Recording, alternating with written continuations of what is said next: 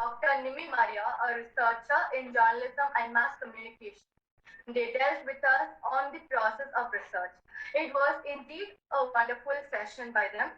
On the second day, we had Mr. Bibin Thomas, a researcher and a scholar from NIT Calicut, who dealt with us on research methodology. It was again an amazing session by him. And today, being the last day, I'm extremely happy to inform that we have Dr.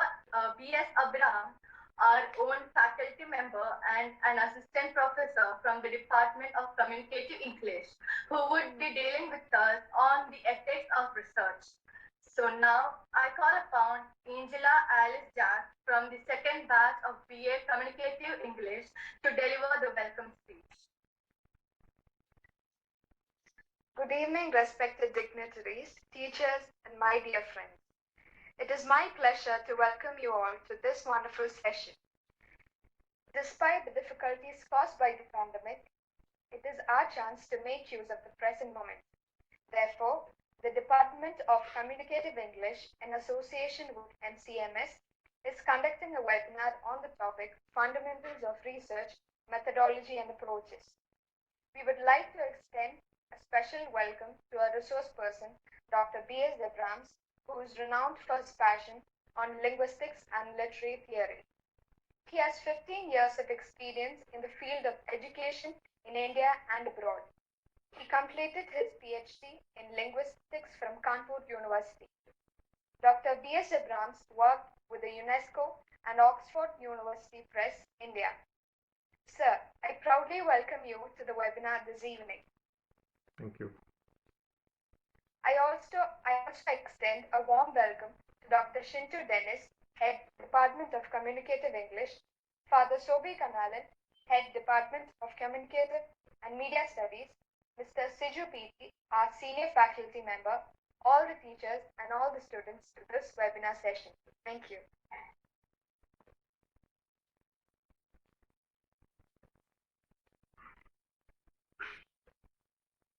So, shall I start or?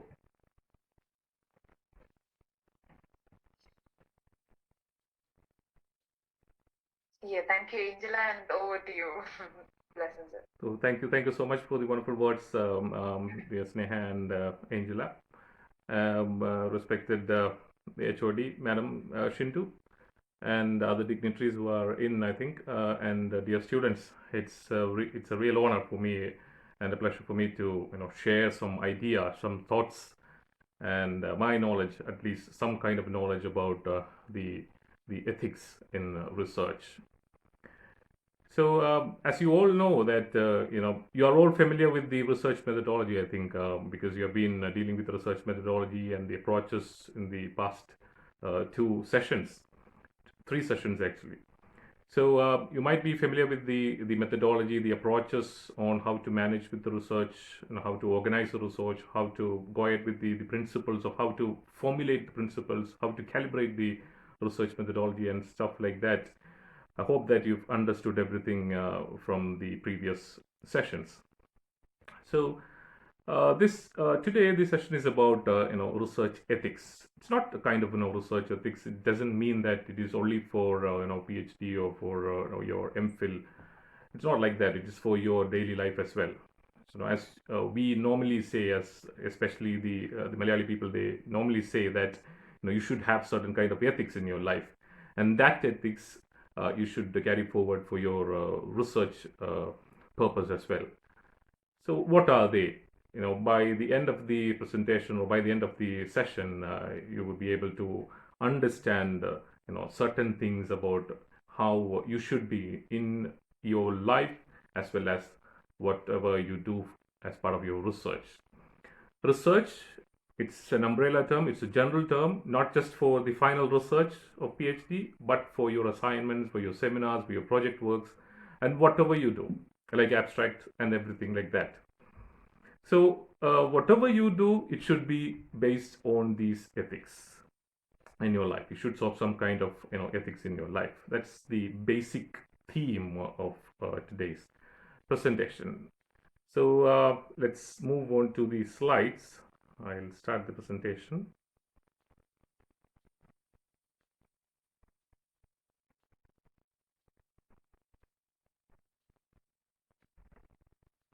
All right. Hopefully, by the end of this session, I expect that you guys would be able to understand the meaning of ethics, the general meaning of ethics, and how you are, you incorporate ethics in your life, incorporate ethics for the purpose of research. So that would be the prime objective of this session. And the second thing is, of course, the importance of ethics to organizations and individuals who are undertaking research, and importance of adopting an ethical approach to research. And the next one is benefits of applying ethical principles to a focused research. When you are, focused in a research, there should be some added values in it. Those added values are called the ethics. The basic principles, the prime values, are called the ethics of research. And the last one, of course, how to apply an ethical framework to your own research, design, and practice. Remember, to your own design, own research, design, and practice. The practice means your assignments, your seminars, your project works, your abstracts, and things like that. I've been going through some of the the assignments or seminars or abstracts which from you guys, from our students, which is kind of, you are drawing in different ideologies, different formulated theories from someone else. You're not trying to research on the topics on the search which has been done by someone else. Instead, what you're doing is that you're trying to copy it and making it your own. That is not part of ethics. If you want to properly move forward with ethics, what you need to do is that 70% of your research should be your own thoughts and ideologies, the hypothesis, the predictions. And the rest of the 20% will be like, you need to take it from someone else with proper citation, in the sense that you need to give credit to those person. The 60% or 70% of yours, you can keep it on yourself. That is your own baby. You can be proud of becoming a parent there by producing the best research there. 70% of yours. And the next 20%, you can take it with someone else, but giving credit to those people, that's the only way possible in order to take it from someone else. And the last 10% is, of course, your findings. The conclusion should be yours. All right, so those are the objectives of our session. And starting with the meaning of ethics. The moral principles guiding research is basically ethics. The moral principles guiding research. The sets of moral principles or norms that are used to guide moral choices of behavior and relationships with others. We'll go deep into that later in the next slides. And basically, research ethics provides guidelines for the responsible conduct of research. So research ethics provides guidelines. It formulates some kind of guidelines. The roadmap to successful research comes basically from research ethics. In addition, it educates and monitors researchers conducting research to ensure a high ethical standard. There should be some standard, some practice of standards within your research. And for that, what you need to do, you should have to follow certain rules and regulations, the etiquette of research. That is those are called ethics. So that's the basic idea of basic meaning of ethics. So now moving on to the core principles of ethics. And of course, the first one is nothing but honesty. Be truthful to you, be truthful to the society. Be it part of research, be it part of your life, you should be honest towards your society, your community, your parents, your relatives, whatever, in whatever manner, your society in general. If it is research, you should be honest to whatever you do.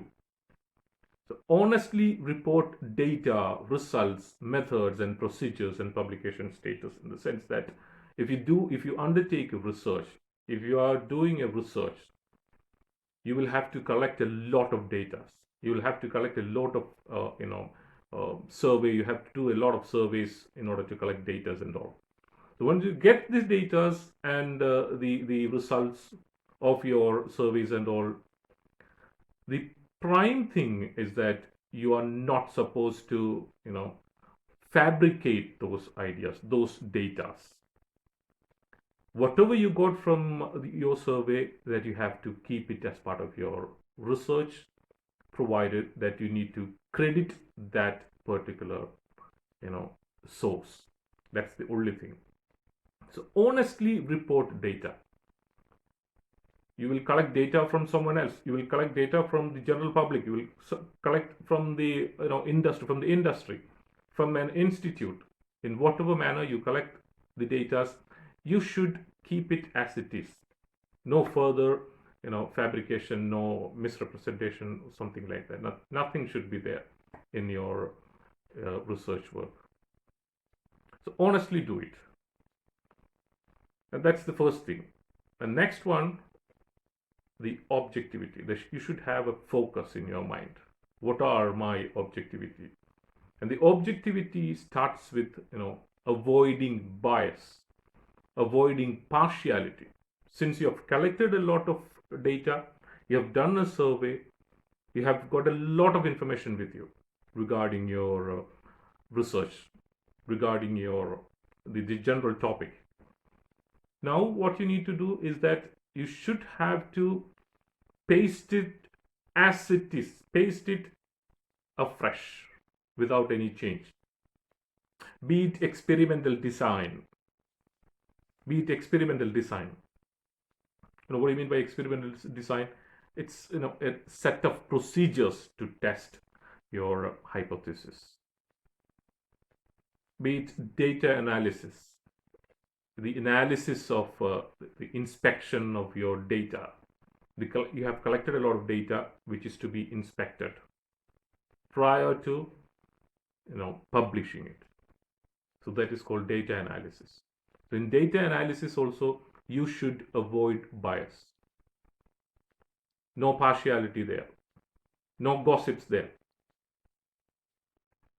If it is in the case of data interpretation also, whatever you got it, paste it as it is. Data interpretation without any bias. You're not supposed to convert, you're not supposed to change or model or remodel the data which you've got from your survey, which is actually finally reaching towards the conclusion. It's all based on your survey, it's all based on your data collection that you're reaching your conclusion in whatever topic you have.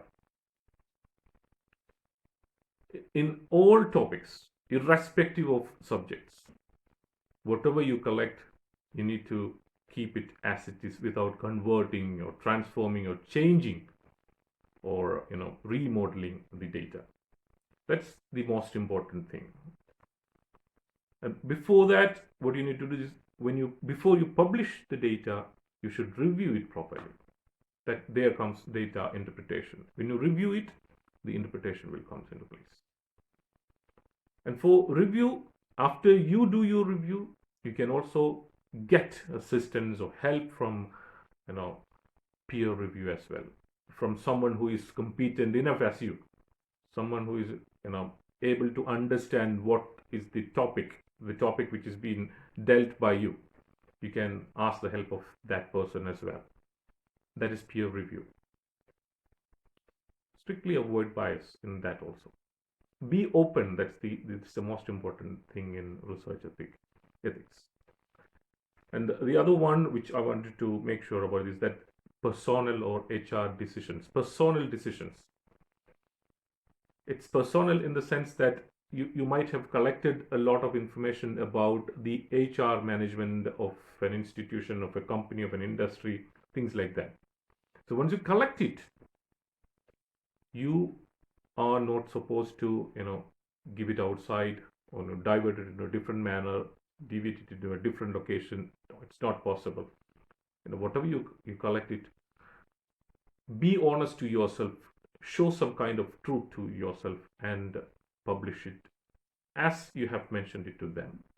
That is one of the most important objective of your research. And about the proposal and grant writing or expert testimony, the final thing, the expert testimony and other aspects of research, you should avoid bias, avoid partiality.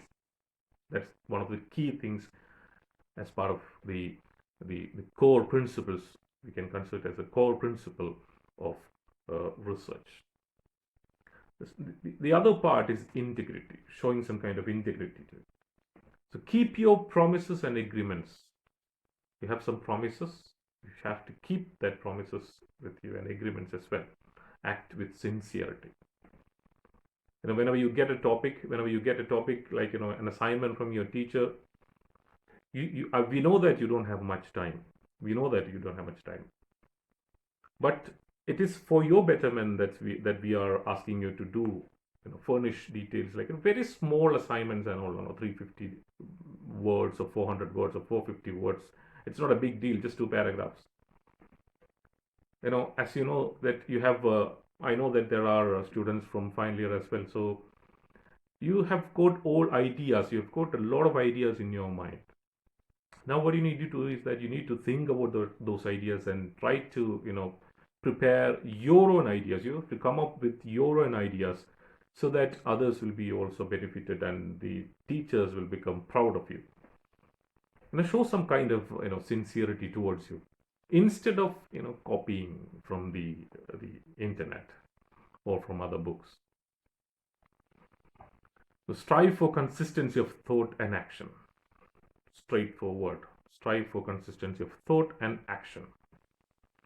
And research integrity may be defined as active adherence to the ethical principles and professional standards essential for the responsible practice of research. That is research integrity. You have to cope up with or adhere to the ethical principles and values of the research in general, which means like you need to adopt the principles and practices as a personal credo, not simply accepting them as impositions by rule makers. It's not like it's all because of this guy sitting in front of you and asking you to do this. Sir has said, so we are doing it. No, it's not like it's for your personal credo that you are doing it. That should be the most important thing. That should be the best way, the ultimate way of ending up in a successful manner. So try to practice it that way as well.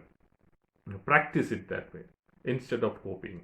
But you can refer to those things. You can refer to different ideologies, different opinions, different innovative thoughts and things like that. But you think of that because it is their thinking. You are not supposed to call someone else's baby your baby. It's not possible. You can't go and simply reside in your neighbor's home. It's not possible at all. Similarly, research is yours. If you are doing research, the entire findings, the thoughts, the interpretations, the information, the ideas, everything should be yours. It should be based on the principles. Then only it will become a standard level of research.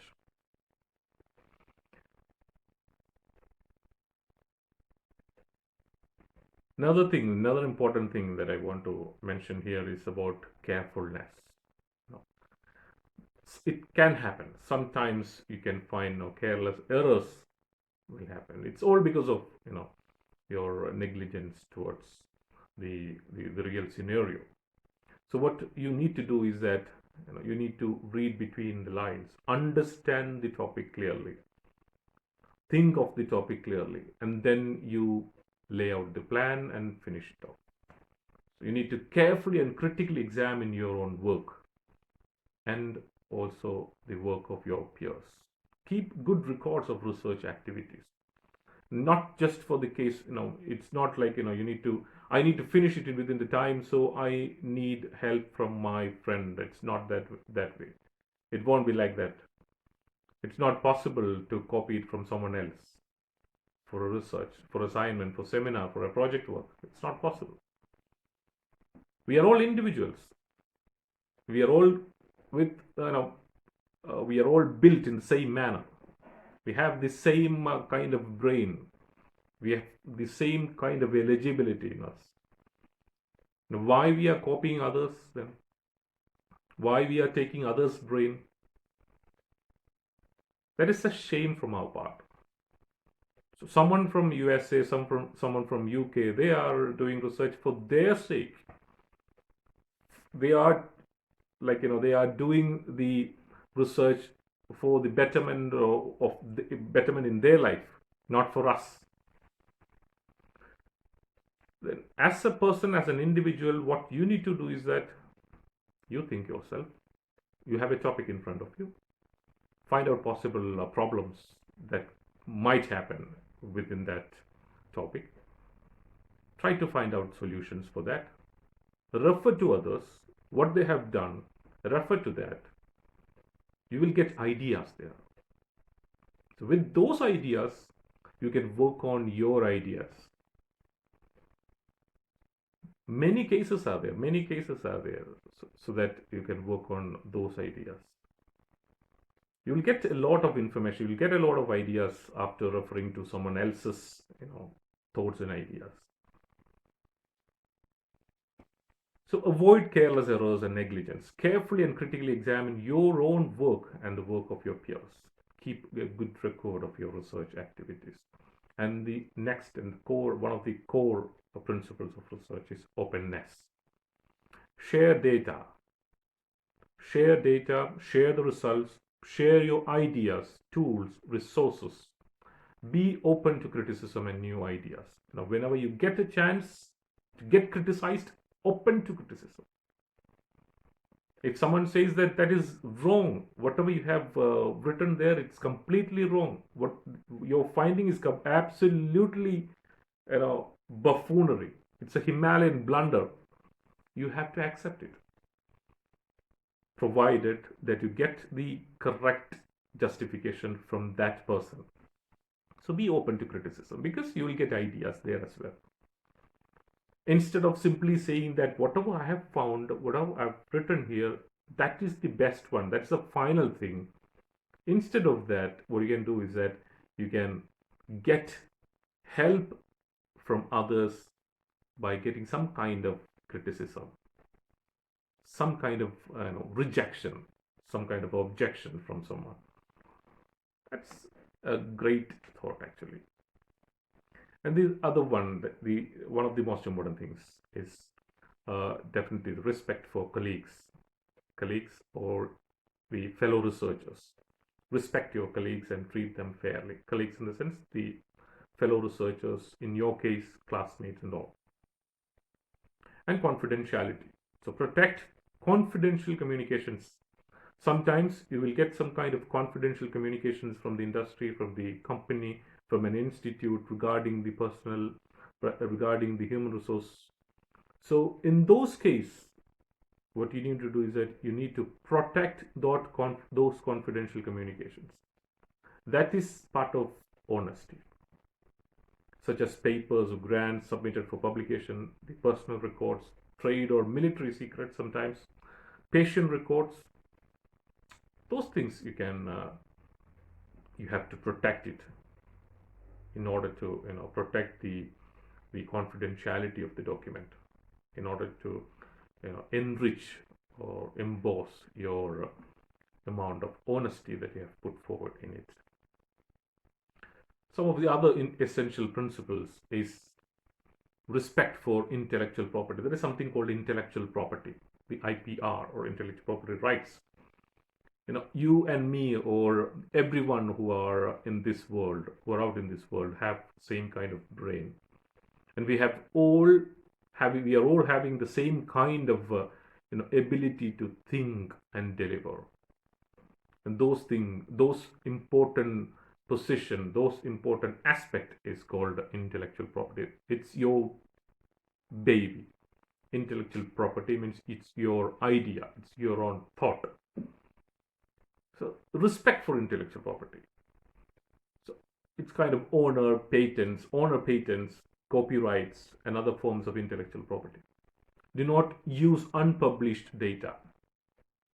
Do not use unpublished methods or results without permission. Give credit where credit is due. From wherever you take, always give credit to where credit is due. For the real personality behind it, for the real source behind it. Moving forward, the next important thing is plagiarism. Plagiarism is presenting someone else's work or ideas as your own, as in the case of your assignments and seminars or project works. It is someone else's work that you are copying as your own, and you are trying to misrepresent someone by saying that this is my idea, this is my work. It is for a person with a minimum common sense will understand that this is copied. These informations and ideas are being copied from someone. So it's with or without their consent, by incorporating it into your work without full acknowledgement. If you have done it, as I have mentioned before, the 20% you can do it, but giving credit to those people or those sources. With or without full acknowledgement, if you try to incorporate someone else's idea as your own idea, then that is called plagiarism. Whether it's manuscript, whether it's a printed or electronic form, everything. It's printed or electronic form, everything comes under the common term called plagiarism.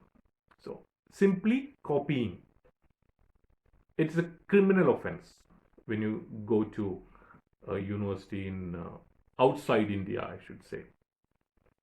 Plagiarism is a criminal offense, be it in your undergraduate classes.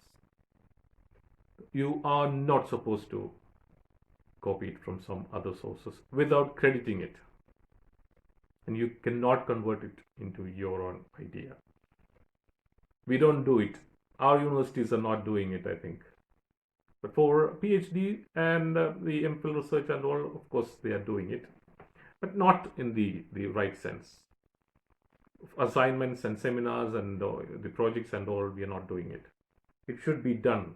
It should be done as well, because the 5 marks assignment in one of the top universities in UK, if you copy 10% from someone else's source, you will be completely out from that class.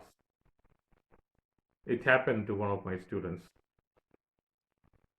The most important thing is plagiarism there. We are not following it. If we are strict to it, then you are done with that. So always try to show some kind of integrity and honesty towards you, towards the project work which you want to flourish in. There's another one, that is social responsibility, to strive to promote social good and prevent or mitigate social harms through research, public education, and advocacy. Another thing is non-discrimination. On the basis of your research, you have no authority, no rights to discriminate your colleagues or your fellow researchers or your students or the general community on the basis of sex, race, ethnicity, or other factors that are not related to their scientific competence and integrity. You're not supposed to discriminate anyone on the basis of your research. research is for the society, research is for the nation that you're doing. It should be in that manner, not for you, not for a job. What we are doing in India is doing research for a job only, not for your personal satisfaction. You're not doing it for a personal satisfaction. There are 5% of the researchers in India uh, are doing it in that manner for the personal satisfaction. In between, I would like to share 1 minute. I'll share my personal experience that you should understand. When I was a student in my BA English class, towards the end of the final year, what happened was that I became an uncle actually. So in that case, I started looking after that. There was a girl child. Started looking after that girl child, and I started understanding that this little girl is trying to get some kind of language from my face, from her mother's face, and from the surroundings. So I was very curious. That's one of the important word term that you should understand. I was very curious why or how a little child acquire language. I'm not deviating from this, but just wanted to inform you about, just wanted to share with you something about it. So because of my curiosity, out of my curiosity, I started regularly watching her. And I found yesterday also, I talked to her and spoke to her about this same situation which happened some 20 odd years back. So I started watching her lip movement, how she tried to respond back to me with a smile, how she approached her mother when she felt hungry and things like that. I was very, very curious. Towards the end of my final semester in my degree, BA English class. And when it came to my postgraduate MA English final semester, I had a plan for the past 2 years in order to prepare a project simply on my own, and the name of the project is Brain and Language. And from that moment, I started, focusing on language rather than literature. Literature is also part of my studies. I love it, but still, I started to, focus more into language, how the brain acquire language. From there, I started. From there, the brain and language, from my project work, it's 90% my project work, and 10% I gave credit to someone, the reference, because you have to give credit to someone. You have to give the references. So in that case, I gave it to some books which I have referred to. So that's it. That was the general case. That's the curiosity. That was the amount of curiosity which was sprouted in my mind because of this particular incident. So you should also understand that you should have a fair bit of curiosity in your mind in order to prepare a research or a project or an assignment or something like that. Okay, so competence should be there, professional competence, in order to undertake something of this kind of research and things like that. And it should be responsible publication and responsible mentoring, help to educate and mentor and advise your fellow students and your fellow researchers on the basis of your research topics. And of course, you should respect your fellow researchers as well. Respect your fellow researchers and treat them fairly. And the credit goes to the Modern Language Association, MLA. The MLA handbook, 8th edition, it's given there in the on the presentation, and this is the 5th edition in my hands. It's MLA handbook for writers of research papers, and they have, the MLA is actually the Modern Language Association of America. They establishes the values for acknowledging sources used in a research paper and how to give citations in the sense that how to give credit to those people who have been referred to, who have been, you have credited. You have to give the credit to those who have credit as due. So the MLA citation style uses a simple two-part parenthetical documentation system for citing sources. Citations in the text of a paper point to the alphabetical works cited list that appears at the end of the paper. So whenever you get a chance, you just go through this book, the MLA handbook for writers of research papers. So the MLA actually aims to strengthen the study and teaching of language and literature, the Modern Language Association. It wants us to strengthen the study and teaching of language and literature. And the road to citations, identifying in-text sources. So once you have brought material, source material into your writing, because you have referred to many of the sources other than your findings, your observations. If you want to take someone else's observations and ideas, what you need to do is you need to put it in quotation marks, in summary, as a paraphrase, in whatever manner you do it.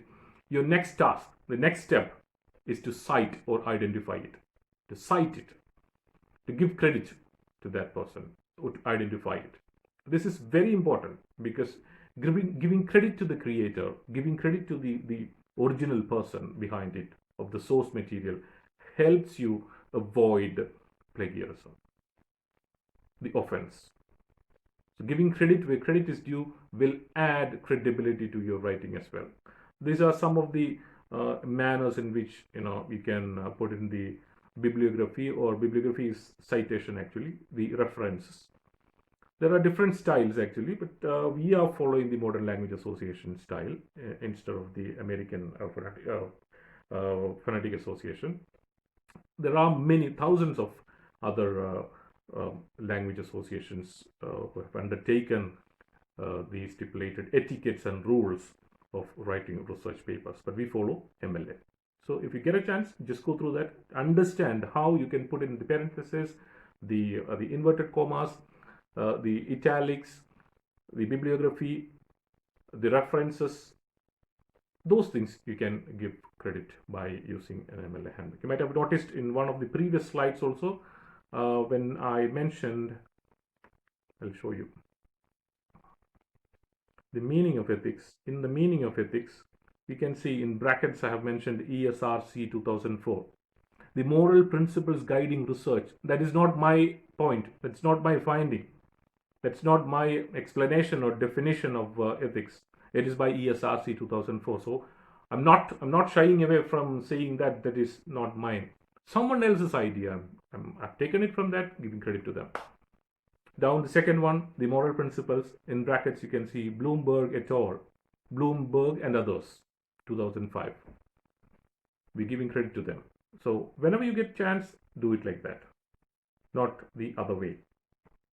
So for that, you need to go through the MLA handbook. All right, moving on to the next slide. All right, these are some of the methods in which we put in the citations of bibliography in your works, in your research papers. I'll show another one.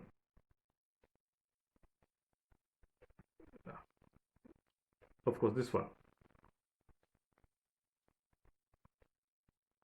Bibliography, Indian Culture, National Virtual Library, 2020. The published date is 2020, indiaculture.nic.in. That is online source.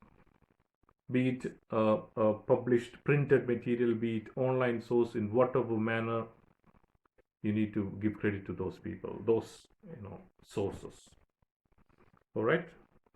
So moving on, the research miscontext, fabrication, gossiping, making up data or results and recording or reporting them. You make up the data, you collect the data, you got access to the data of some other industry or institute or a company. What you're supposed to do is to present it in your paper, not recording or reporting them to others. It's fabrication. You're fabricating those ideas, those real factors. And falsification is kind of manipulating research materials or changing or intentionally omitting data or results such that the research is not accurately represented in the research record. Plagiarism, we've come across plagiarism before. So research misconduct does not include honest error or differences of opinion. In research misconduct, honest error, not intentional error, honest error or differences of opinion are not included. Ethical risks are there. The most important risk is vulnerable group, such as children and young people, those who having learning disabilities or special needs, and sensitive topics, for example, like sexual or illegal activities, or people's experience of abuse or violence. Subjects can only be accessed via a gatekeeper, for example, some ethnic or cultural groups. And elements of deception, such as covert observation used without a participant's full or informed consent, wherever you go, in whatever manner, you should be honest to the society and to yourself. Access to confidential records or information. Activities leading to stress, anxiety, or humiliation amongst target groups. That's also there. Those are possible potential risks when you take into consideration the values behind your research. And if it is a proper positive kind of research, your research should produce positive benefits, adding to human knowledge, which can provide a huge lot of values to the society in general and to the nation. Our researchers are not doing it for the nation.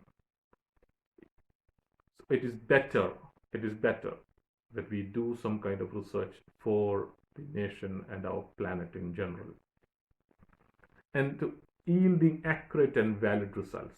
Those are some of the positive benefits of focused research, and providing feedback to respondents to promote greater self-understanding.